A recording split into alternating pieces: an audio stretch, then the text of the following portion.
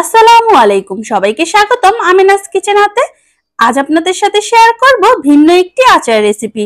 যারা কক্সবাজার গিয়েছেন সেখানে এই আচারটি অবশ্যই খেয়েছেন। সেখানে এরকম একটি আচার কিনতে পাওয়া যায়, বার্মিস আচার, কক্সবাজার স্টাইল। সে কাঁচা আমের বার্মিস আচার আজ আপনাদের সাথে শেয়ার করব। চলেন তাহলে শুরু করা যাক। বার্মিস আচার তৈরি করতে 1 কেজি পরিমাণ কাঁচা আম নিয়ে নিয়েছি। খোসা ছাড়িয়ে আমগুলো পাতলা ও লম্বা করে কেটে নিয়েছি। এই আচার তৈরি করতে অবশ্যই শক্ত আটিযুক্ত আম ব্যবহার করতে হবে, নয়তো আচার তৈরির সময় ভেঙে যেতে পারে। 1 কেজি আমের জন্য আমি দিয়ে দিচ্ছি 300 গ্রাম পরিমাণ চিনি। 2 চা চামচ পরিমাণ দিয়ে দিচ্ছি হোয়াইট ভিনেগার বা সাদা সিরকা। ভিনেগার ইউজ করাতে এই আচার আপনি 1 বছর পর্যন্ত সংরক্ষণ করে খেতে পারবেন। এখন আম ও চিনি ভালো মতো মিক্স করে নেব। আম ও চিনি ভালো মতো মিশিয়ে ঢেকে রেখে দেব 1 ঘন্টার জন্য। এখন আচারের জন্য মশলা তৈরি করে নেব।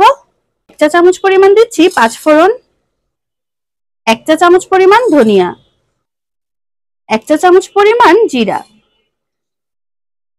1 চা চামচ পরিমাণ দিয়ে দিচ্ছি মৌরি বা মিষ্টি জিরা, 4টি দিচ্ছি শুকনো মরিচ। এখন চুলার আঁচ লো রেখে টেলে নেব। যখন সুন্দর একটি স্মেল বের হবে তখন চুলা থেকে নামিয়ে নিতে হবে।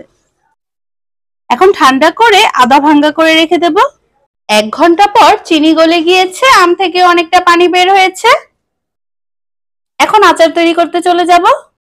চুলায় একটি প্যান বসিয়ে দিয়ে দিচ্ছি 2 টেবিল চামচ পরিমাণ সরিষার তেল। তেল গরম হয়ে আসলে দিয়ে দেব 1 চা চামচ পরিমাণ মিষ্টি জিরা বা মৌরি। মৌরি গরম হয়ে আসলে দিয়ে দেব আগে থেকে চিনি দিয়ে মেখে রাখা আমগুলো। এখন চুলার আঁচ মিডিয়ামে রেখে আম জাল করে নেব। 1/4 চা চামচ পরিমাণ দিচ্ছি হলুদ গুঁড়ো, 1/4 চা চামচ পরিমাণ দিচ্ছি লাল মরিচের গুঁড়ো।